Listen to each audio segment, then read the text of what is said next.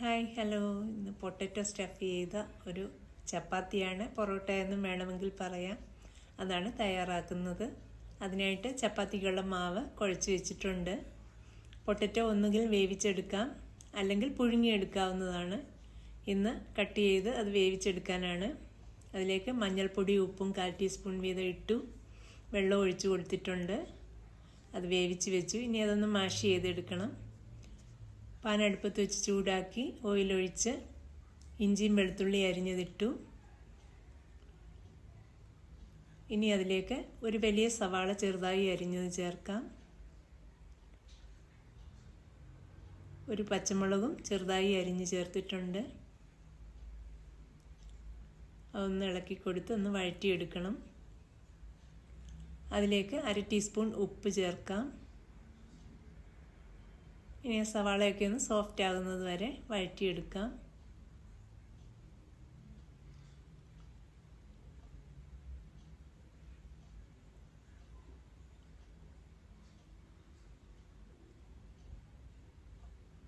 സവാളയൊക്കെ കുറച്ച് സോഫ്റ്റായി വന്നിട്ടുണ്ട്.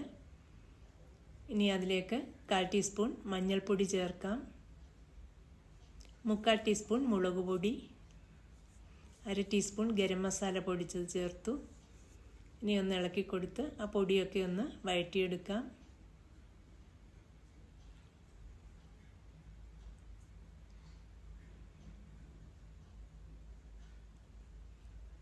അത് നന്നായി വഴറ്റിയതിന് ശേഷം അതിലേക്ക് വേവിച്ച് വെച്ചിരിക്കുന്ന പൊട്ടറ്റോ കൂടി ചേർക്കാം.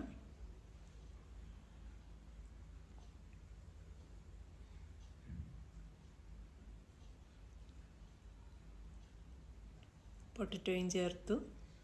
ഇത് നന്നായിട്ടൊന്ന് മിക്സ് ചെയ്യാം.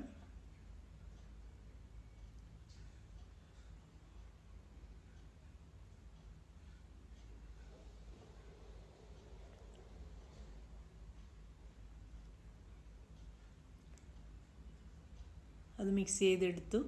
ഇനി അതിലേക്ക് കുറച്ച് മല്ലിയില ചെറുതായി അരിഞ്ഞത് ചേർക്കാം.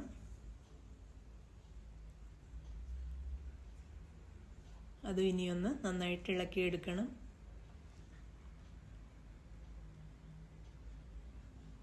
അങ്ങനെ മസാല തയ്യാറായിട്ടുണ്ട്.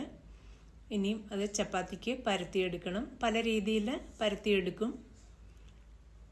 ഇന്ന് ചപ്പാത്തി പോലെ തന്നെ പരത്തിയെടുക്കുകയാണ്. ഒരു സ്വല്പം നീളത്തിൽ പരത്തിയെടുത്തതിന് ശേഷം പകുതി ഭാഗത്ത് ഈ പൊട്ടറ്റോ സ്റ്റഫ് വെക്കുന്നു. അതിനുശേഷം അത് അടച്ച് ഒന്ന് അറ്റമൊക്കെ ഒന്ന് പ്രസ് ചെയ്ത് കൊടുത്ത് വീണ്ടും ഒന്ന് പരത്തിയെടുക്കണം.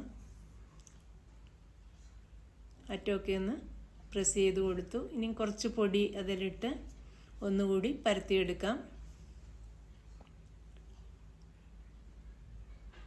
റൗണ്ട് ഷേപ്പിലല്ല വരുന്നത് ഇത്, പക്ഷേ ഈസി ആയിട്ട് പരത്തിയെടുക്കാം. ഒട്ടും സ്റ്റഫ് പുറത്തേക്ക് വരില്ല. അത് പാനിലിട്ട് അതിനി വേവിച്ചെടുക്കണം. തിരിച്ചിട്ട് കൊടുത്തു. അല്പം നെയ്യ് ഒരു സൈഡിൽ പുരട്ടി കൊടുക്കാം.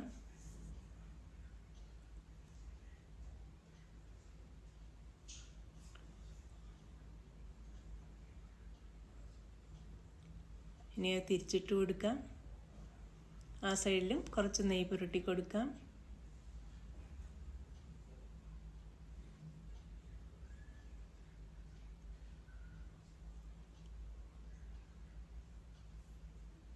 ഒന്നുകൂടി തിരിച്ചിട്ട് കൊടുക്കുക. അങ്ങനെ പൊറോട്ട 2 സൈഡും വേവിച്ചെടുക്കണം നന്നായിട്ട്.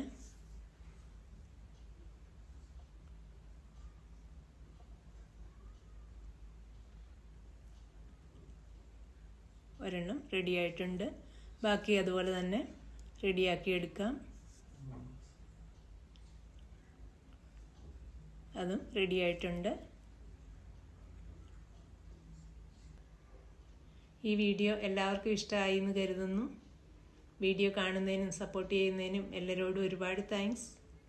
ഇനി മറ്റൊരു വീഡിയോയിൽ കൂടി കാണാം. Thank you.